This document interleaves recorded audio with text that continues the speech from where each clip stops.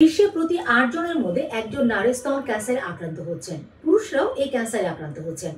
বাংলাদেশেও বাড়ছে স্তন ক্যান্সারে আক্রান্ত রোগীর সংখ্যা। আন্তর্জাতিক সংস্থা IARCর হিসেবে বাংলাদেশে প্রতি বছর ১৩,০০০-এর বেশি নারী নতুন করে স্তন ক্যান্সারে আক্রান্ত হন।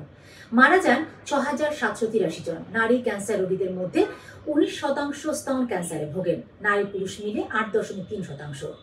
বাংলাদেশি নারীরা যেসব ক্যান্সারে আক্রান্ত হন তার মধ্যে স্তন ক্যান্সার শীর্ষে রয়েছে।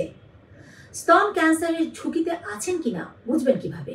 মায়ের দিকে নিকট আত্মীয়র এই ক্যান্সার হলে একজন নারীর স্তন ক্যান্সার আক্রান্ত হওয়ার সম্ভাবনা থাকে।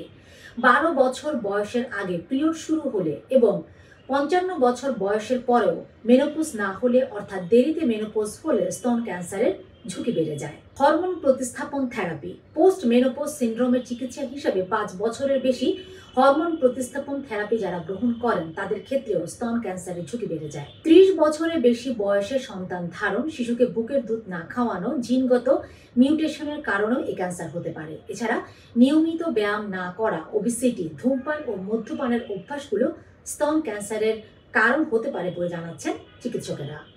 বয়স বাড়ার সাথে সাথে এই ক্যান্সারের ঝুঁকি বাড়তে থাকে। নারীদের এই ক্যান্সারে আক্রান্ত হবার ঝুঁকি বেশি থাকলেও পুরুষেরাও এই রোগে আক্রান্ত হতে পারেন। তবে এই ক্যান্সার যদি প্রাথমিক পর্যায়ে দ্রুত শনাক্ত করা যায় তাহলে পুরোপুরি এর নিরাময় সম্ভব। এজন্য বাড়িতে বসে নিজের স্তন নিজেই পরীক্ষা করার পরামর্শ দিয়ে থাকেন চিকিৎসকেরা। ২০ বছর বয়স থেকে নিজের স্তন পরীক্ষা করার পরামর্শ দিচ্ছেন তারা। নারীদের ক্ষেত্রে প্রতি মাসে একবার পিরিয়ড শেষ হবার সাথে সাথে ৫ম অথবা ৭ম দিনে আয়নার সামনে দাঁড়িয়ে অথবা গোসলের সময় স্তন এবং বগলের নিচের অংশ পরীক্ষা করতে পারেন।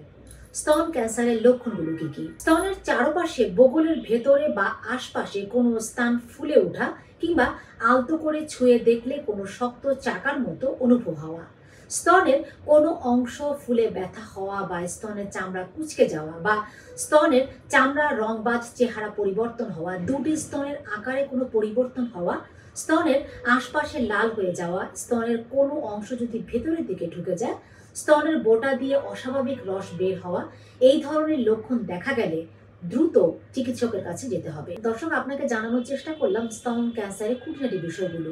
আশা করছি সচেতন থাকবেন, অন্যকেও সচেতন করতে উৎসাহিত করবেন। ভিডিওটি ভালো লেগে থাকলে শেয়ার করে দিবেন। সাথে থাকার জন্য ধন্যবাদ।